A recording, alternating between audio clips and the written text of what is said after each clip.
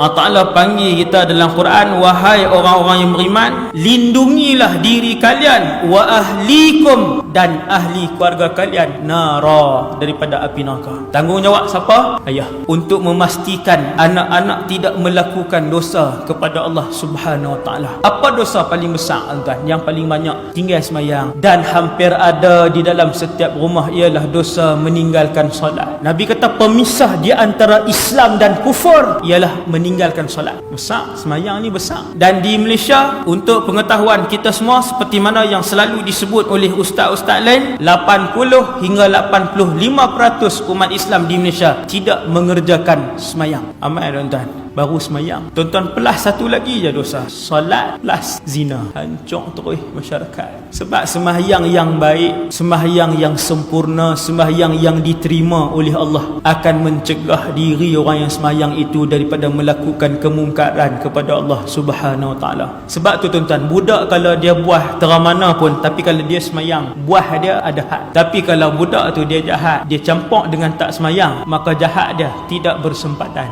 Apa lagi kebaikan yang kita harapkan daripada seorang anak yang tidak mengerjakan sembahyang? Maka tak ada kebaikan. Sebab satu orang manusia, bila dia tak sembahyang, dia buatlah 1000 kali umrah, dia bacalah Quran sehari 30 juzuk, dia bersedekahlah sebulan 50,000 pun, nescaya kesemua ibadat dia tidak diterima dan ditolak mentah-mentah oleh Allah Subhanahu Wa Taala. Tuan-tuan, apa kunci Allah terima semua jenis ibadat? Solat. Ketika Nabi Ibrahim meninggalkan anaknya Ismail, dia nak balik pergi ke Palestin, tinggal Ismail, tinggal Hajar. Ismail masih menyusu di suatu lembah, iaitulah kota Mekah, yang kata Al-Quran bukan sahaja pohon tidak ada, rumput juga tidak tumbuh di kota Mekah pada ketika itu. Betapa kering kontangnya kawasan Mekah ketika itu, zar'un pun tidak tumbuh, pohon renek pun tak tumbuh. Tuan-tuan, bila Nabi Ibrahim tinggal, hilang je Ismail dan Hajar daripada pandangan rupa-rupanya.